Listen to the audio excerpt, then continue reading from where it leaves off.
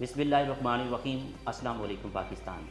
नाजरीन, आप देख रहे हैं 94 न्यूज़ चैनल और मैं हूं आपका मेज़बान अहमद महमूद। नाजरीन, जैसा कि आप सब जानते हैं कि मैं आप लोगों के लिए आज की शख्सियत प्रोग्राम लेकर आया करता हूं। आज मैं आपको जिस शख्सियत का तारुफ करवाने जा रहा हूं, आप एक उस्ताद हैं, आप एक रिसर्चर हैं।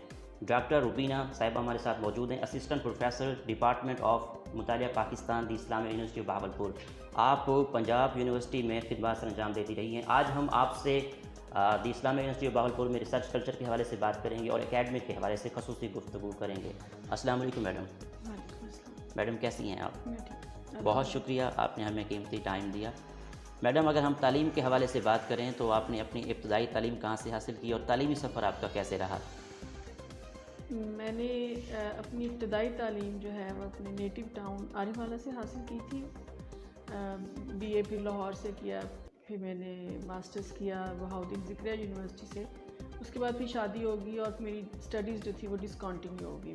तकरीबन कोई 11 साल बाद I again join my studies और मैंने एडमिशन लिया पंजाब यूनिवर्सिटी की हिस्ट्री डिपार्टमेंट में एज एम.फिल स्टूडेंट। वहीं से मैंने एम.फिल किया, फिर वहीं से मैंने पीएचडी किया और वहीं तकरीबन कोई 7-8 साल मैंने सर्व भी किया है। और दिस इज़ ऑल। ठीक मैडम, आप इस डिपार्टमेंट में बाई चॉइस आई हैं या बाई चांस? देखिए, मैं इसमें यहाँ पे मेरी चॉइस, मुझे शुरू से मुझे एडमायर करता था बहावलपुर के जो ये शहर है। तो इस्लामिया यूनिवर्सिटी बहावलपुर की एक हिस्टोरिक पोजीशन तो थी, तो जब यहाँ पे सीटें अनाउंस हुई हैं तो मैंने अप्लाई किया। उस वक्त तक मेरे ज़हन में नहीं था कि आई विल सर्व देयर, लेकिन जब यहाँ पे मेरी सिलेक्शन हो गई है तो फिर मैं अपनी चॉइस से यहाँ पे आई, मैं बाई चांस नहीं आई। आपका पीएचडी का थीसिस किस हवाले से था? मेरा पीएचडी का जो थीसिस था, मैंने बेसिकली सिख रूल जो था उसके ऊपर मैंने रिसर्च की थी। और यूजुअली जो मिसकंसेप्शंस पाई जाती हैं हमारे अंदर के, जी सिख रूल में मुसलमानों के साथ बहुत ज़्यादा उनके साथ नाइंसाफ़ी हुई है या उनके साथ बहुत ज़ालिमाना सलूक हुआ है, तो मैं उसको देखना चाहती थी कि इसमें रियलिटी कितनी है और इसमें गलत फहमियाँ कितनी पाई जाती हैं। और उसके पीछे मकसद ये था कि आज तक जो दोनों कौमें हैं, सिख और मुसलमान, दोनों ने ही बहुत बहादुर कौमें हैं और दोनों के आपस के मज़हबी कई ख़यालात जो हैं वो एक दूसरे से मिलते हैं। तो क्या वजह थी इस दुश्मनी की? क्योंकि जब भी बात करते थे तो रंजीत सिंह के बारे में यही कहा जाता था, जी वो बहुत ज़ालिम है। तो मैं उस चीज़ को देखना चाह रही थी और मैंने फिर जो मेरी फाइंडिंग्स थी वो ये थी कि जो भी कुछ उस दौर में हुआ है, एक तो ये कि हम मिक्स करते हैं रंजीत सिंह के से पहले वाले सिख पीरियड को और उसके बाद वाले पीरियड को हम मिक्स करते हैं कि उसमें जो भी डिस्ट्रक्शंस हुई हैं उनको हम मज़हब के साथ जोड़ देते हैं, या रंजीत सिंह के दौर में भी जो भी मुसलमानों की इमारतों को नुकसान पहुंचा है या उनके साथ जो सलूक हुआ है उसको हम मज़हब के साथ जोड़ देते हैं। तो मैं ये देखना चाहती थी कि वो मज़हबी तौर पे उसने किया था या उसके पीछे कोई उसकी पॉलिटिकल नीड्स थी। तो मेरी फाइंडिंग्स तो ये थी कि मज़हबी तौर पे वो एक सेकुलर रूलर था। इवन अगर हम बाद का दौर भी देखें, जब जिसमें बहुत डिस्ट्रक्शन हुई है मुसलमानों की इमारतों की, मुसलमान उस दौर में भी हम देखते हैं कि किसी मुसलमान ने सिखों के मुकाबले में अंग्रेज़ों का साथ नहीं दिया है। जो लोग सिखों के साथ फेथफुल थे वो उसके साथ फेथफुल ही रहे। तो जो उनकी आपस की जंगें थी जिसमें जो इमारतों की डिस्ट्रक्शन हुई है, तो उसको हमने मज़हब के तौर पे अपने कि जी हमारी मज़हबी इमारतों को नुकसान पहुंचाया गया, हालांकि इस तरह से। तो मेरी फाइंडिंग थी कि ऐसा कुछ हुआ नहीं था, जो भी हुआ पॉलिटिकली हुआ, मज़हबी तौर पे नहीं। ठीक, आपके कितने रिसर्च आर्टिकल पब्लिश हो चुके हैं? मेरे मुख्तलिफ नेशनल और इंटरनेशनल उसमें जर्नल्स में तकरीबन कोई 17 आर्टिकल जो हैं वो पब्लिश हो चुके हैं। मेरी बुक भी जल्द ही इंशाल्लाह आने वाली है, मैं उस पर काम कर रही हूँ। और इसके अलावा एक और मेरी बुक जो है, एक मेरा बुक चैप्टर के तौर पे कैम्ब्रिज वालों के साथ मेरा एक हुआ था, वो भी जल्दी आने वाली है। उसमें भी एज अ बुक चैप्टर मेरा एक आर्टिकल उसमें भी आने वाला है। ठीक मैडम, पाकिस्तान के रिसर्च कल्चर के बारे में अगर हम बात करें तो आपका पॉइंट ऑफ व्यू इस बारे में क्या है?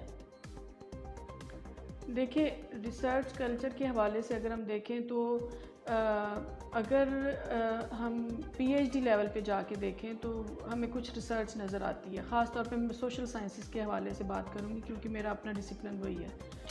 तो हमें पीएचडी लेवल पे तो कुछ रिसर्च नज़र आती है, लेकिन एक जो मुझे लगता है जो हमारे अंदर कमी है وہ یہ کہ ہمیں بی ایس لیول پہ، اب چونکہ یونیورسٹیز کی سطح پہ بچوں سے بی ایس لیول پہ وہ یہاں پہ ایڈمیشن ہم ان کو دیتے ہیں، تو اگر وہیں پہ ان کے سے ریسرچ کی عادت ان کو ڈال دی جائے اور ان سے چھوٹے آرٹیکلز یا جو بھی وہ کام کر رہے ہیں اس کو ریسرچ بیسڈ ان کے پیپر جو ہیں وہ ان کے شائع کیے جائیں یا ان سے کام کروایا جائے، تو خداداد صلاحیتیں تو ہر جگہ ہی ہوتی ہیں، یہ نہیں ہے کہ کسی خاص جگہ کے لیے اللہ تعالیٰ نے مخصوص کر دی ہیں۔ تو اگر یہاں بھی ہم بچوں میں یہ شروع سے عادت ڈال دیں کہ وہ ریسرچ بیسڈ اپنا کام کریں، خاص طور پر لائبریری کے حوالے سے میں کہوں گی یا پرائمری ڈیٹا کے استعمال کے حوالے سے، تو وہ اس میں مجھے تھوڑی سی ہمارے جو بی ایس لیول اور پھر ایم ایس لیول پہ تھوڑا سی کمی نظر آتی ہے، جس کو پروموٹ کرنے کی ضرورت ہے۔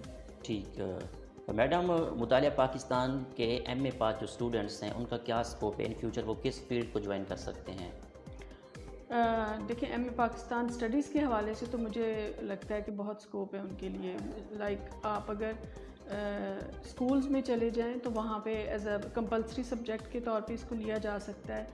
اس کے علاوہ یونیورسٹیز میں ہر جگہ ہر ڈپارٹمنٹ میں، چاہے وہ سائنسز کا ہے چاہے وہ سوشل سائنسز کا ہے، ہر جگہ پاکستان اسٹڈیز کو پڑھانے کے لیے ضرورت ہوتی ہے، اور میرا خیال ہے بجائے اس کے کہ آپ جو ریلیونٹ لوگ ہیں انہی کو بھیجیں تو ان کے لیے بہت اسکوپ ہے۔ اس کے علاوہ یہ جو اگر ہم ریسرچ کے حوالے سے بات کریں تو یہاں سے جو لوگ ریسرچ کر کے نکلتے ہیں تو یہ جو مختلف پالیسیز بنائی جاتی ہیں گورنمنٹ سیکٹر میں، تو اس کے حوالے سے بھی یقیناً ان کا ایک بہت اہم رول ہو سکتا ہے، وہ بہت ہیلپ فل ہو سکتے ہیں، تو اسکوپ تو بہت ہے اس کا۔ مطالعہ پاکستان میں پی سی ایس اور سی ایس ایس کرنے کے لیے امتحان کی تیاری کس طرح کرنی چاہیے؟ ایز اے ایکسپرٹس آپ کیا کہیں گی؟ دیکھیں مجھے لگتا ہے کہ بہت سارے سبجیکٹ تو پی سی ایس اور یہ جو سی ایس ایس کے اندر ایسے ہوتے ہیں جو کہ آپ کو کمپلسری طور پہ پڑھنے پڑتے ہیں، اور اس میں سے زیادہ وہ سبجیکٹ ہیں جو کہ پاکستان اسٹڈیز والے آلریڈی یہاں پہ پڑھ رہے ہوتے ہیں، تو اگر وہ اس کو سیریسلی لیں، اور اس کے علاوہ اگر روزانہ اخبارات جو ہیں ڈے ٹو ڈے اگر وہ اس کو مطالعہ کرتے رہیں اور ان سبجیکٹ کے ساتھ، تو میرا خیال ہے ان کی تیاری بہت اچھی ہو سکتی ہے۔ ٹھیک، پاکستان میں سیاسی شعور کو بڑھانے کے لیے بی ایس لیول تک جو پاکستان اسٹڈیز پڑھائی جا رہی ہیں، اس کا سلیبس کس حد تک صحیح ہے؟ جو عام ہم اس میں پڑھاتے ہیں چھوٹی سی کتاب، میرا نہیں خیال کہ وہ کوئی افیکٹو ہے۔ اس میں ایک تو یوزلی پارٹ وہ ہوتا ہے جو ہم پڑھاتے ہیں جو پاکستان موومنٹ سے تعلق رکھتا ہے وہی، لیکن وہ بھی بچے چونکہ وہ صرف 40 نمبر کی ہوتی ہے، وہ اتنی چھوٹی سی کتاب ہوتی ہے کہ اس کو میرا نہیں خیال کہ کوئی افیکٹو، کیونکہ ابھی بھی ہم بچوں سے پوچھتے ہیں تو انہوں نے بس وہ چیزیں رٹی ہوئی ہوتی ہیں، شروع سے وہی چیزیں پڑھتے آ رہے ہیں، تو میرا خیال ہے ایک تو اس کو چینج کرنے کی ضرورت ہے، اس کو اپڈیٹ کرنے کی ضرورت ہے، اور اس میں زیادہ جو ہمارے ریسنٹ ہمارے پرابلمز ہیں ان کو بھی اس کے اندر ایڈ کرنے کی ضرورت ہے تاکہ اس کو سیریس بنیادوں پہ بچوں کو پڑھایا جائے۔ اگر نیوز پیپر کے حوالے سے بات کریں تو نیوز پیپر اسٹوڈنٹس کے لیے کتنا اہم ہے اور اس کا مطالعہ کس حد تک کرنا چاہیے، خاص طور پہ سی ایس ایس کرنے کے لیے، پی ایس کرنے کے لیے؟ میں نے جیسے پہلے بھی بتایا کہ بہت ہی ضروری ہے کہ بچے روز اخبارات جو ہیں، جو بچے اس فیلڈ میں جانا، بلکہ اگر وہ کیا کوئی بھی اگر اویئرنیس چاہتا ہے تو روزانہ کے اخبارات، اور پھر یہ کہ ایک تو بائسس کے ساتھ اخبارات کو نہیں پڑھنا چاہیے، لیکن اگر آپ تیاری کے حوالے سے صرف پوچھ رہے ہیں تو یقیناً وہ بہت ہیلپ فل ہوتا ہے آپ کا اس میں سی ایس ایس کی تیاری کے حوالے سے۔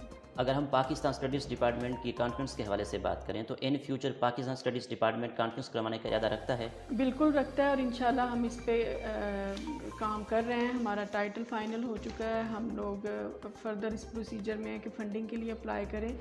ہم جو اس کے اوپر جو ہم انٹرنیشنل، پہلے ہمارا ارادہ تھا کہ ہم نیشنل کانفرنس کروائیں گے اور پھر انٹرنیشنل، لیکن اب ہم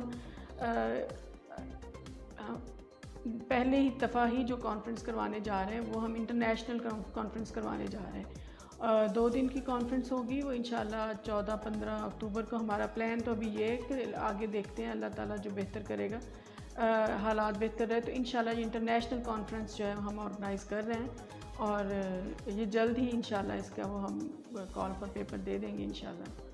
انجینئر پروفیسر ڈاکٹر اطہر محبوب، vice chancellor the Islamia university of Bahawalpur کی لیڈرشپ میں جب سے وہ آئے ہیں یونیورسٹی کس حد تک ترقی کر رہی ہے، اس بارے میں آپ کیا کہیں گی؟ دیکھیں مجھے بھی میرا خیال ہے میں بھی اسی سال آئی ہوں، میں جس سال ڈاکٹر اطہر محبوب صاحب جو ہیں انہوں نے جوائن کیا، میری اپوائنٹمنٹ انہی کے ہاتھ ہوئی ہے۔ مجھے اس سے پہلے کا نہیں کوئی آئیڈیا، لیکن جہاں تک میں نے سنا ہے کہ بہت ہی اس وقت تک کوئی ایز سچ پروموشن کے حوالے سے بچوں کی انرولمنٹ کے حوالے سے، ایجوکیشن کے حوالے سے جو ایک میرا خیال ہے ایک ویژنری شخص کو جو میجرمنٹ لینے چاہیے وہ ایسا کچھ نہیں تھا. اور ود ان 2 ایئرز ابھی تو یہ کرونا کی وجہ سے بھی بہت ساری چیزیں جو ہیں وہ تھوڑی سی گڑبڑ ہوئی ہے، لیکن اس کے باوجود ہم دیکھتے ہیں کہ اگر آج پبلک سیکٹر یونیورسٹیز میں اگر دیکھا جائے تو تعداد کے لحاظ سے اسلامیہ یونیورسٹی سب کو لیڈ کر رہی ہے.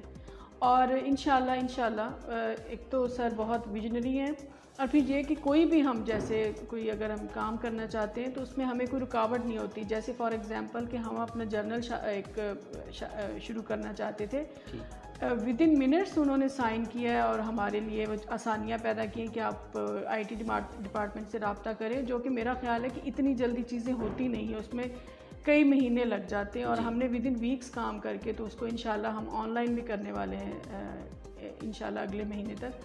تو بہت ہی ویژنری بھی ہیں، اور وہ جو کہتے ہیں نا جس کو out of the box thinking, تو ان کی تھنکنگ مجھے اس طرح سے لگتی ہے. اور انشاءاللہ اب کوئی جس نے، اگر میں نے تو پہلے نہیں دیکھا، لیکن اگر کوئی لوگ جنہوں نے پہلے یہاں پہ پڑھا ہے اور انہوں نے 1-2 سال پہلے یہاں پہ دیکھا ہے، تو وہ آ کے جب دیکھتے ہیں کیمپس کو تو بالکل ایسا ہی لگتا ہے کہ جیسے کوئی ایک بہت ہی اسٹیبلشڈ اور کسی یورپین وہ اس میں کیمپس میں آ گئے. اور بہت ہی مطلب مجھے تو لگتا ہے کہ بہت ویژنری آدمی ہیں، اور ان کے ساتھ کام کرنے میں یقیناً یونیورسٹی جو ہے بہت آگے تک جائے گی انشاءاللہ. ٹھیک میڈم، اور سیاسی پارٹیاں سیاسی شعور کو بڑھانے کے لیے کس طرح اہم کردار ادا کر سکتی ہیں؟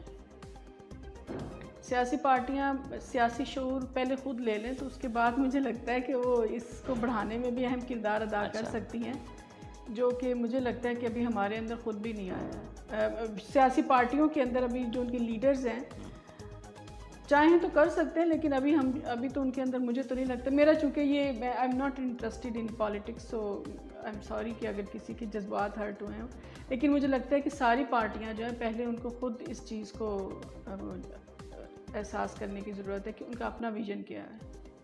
اچھا، یہاں پہ میں بات کرنا چاہوں گا پروفیسر ڈاکٹر آفتاب حسین گیلانی صاحب کی، chairman Pakistan studies and dean faculty of لا.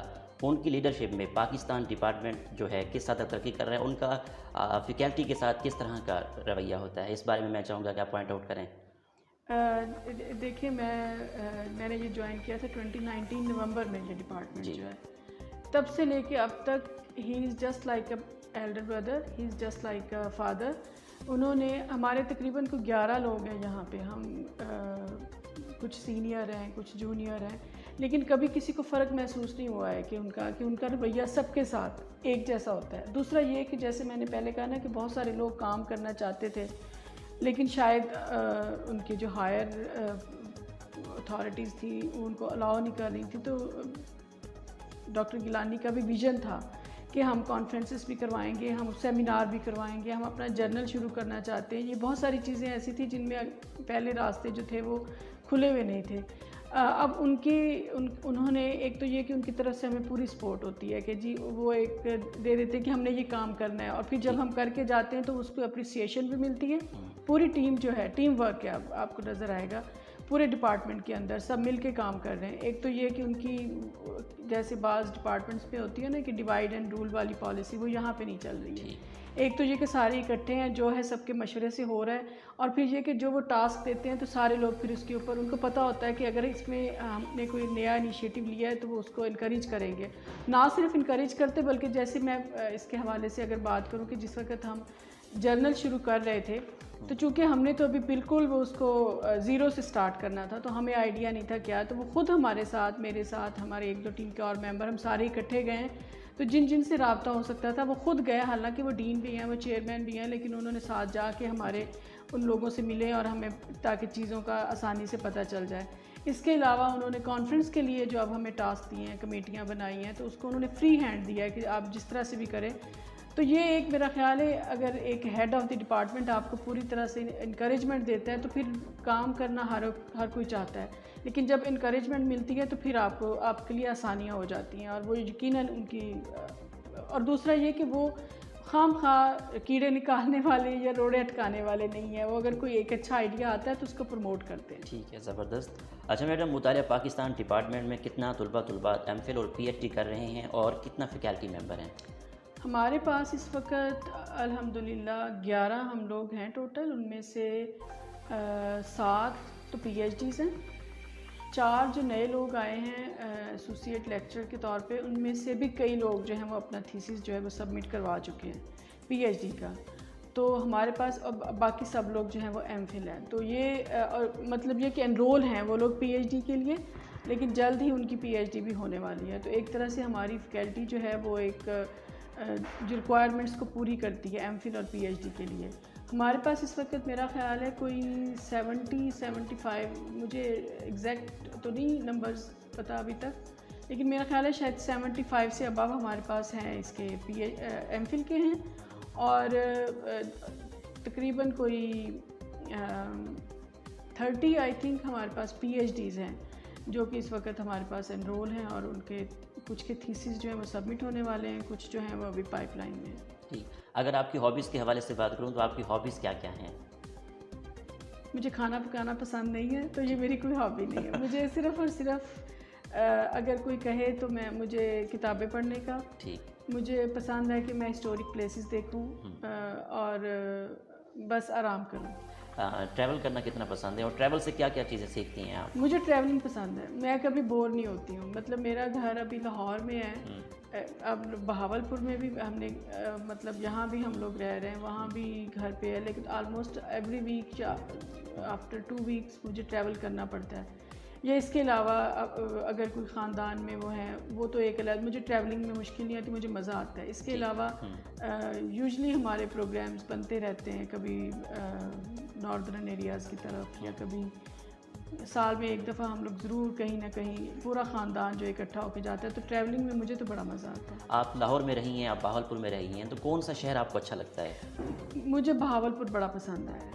مجھے اتنا پیسفل سٹی ہے اور اتنا سکون ہے. ایون میرے بچے بھی وہ حالانکہ ادھر ہی پڑھتے ہیں، سب کچھ ہے، لیکن وہاں پہ اب جائیں تو شور اور جو پولوشن وہ نظر آتی ہے نا آپ کو، تو میرا تو آنکھوں میں ہی پرابلم شروع ہو جاتی ہے. لیکن بہاولپور بہت ہی پیسفل، اور آپ کو لگتا ہے ہر چیز آپ کی ایکسیس میں، آپ سے دور نہیں ہے. مجھے تو بڑا پسند ہے.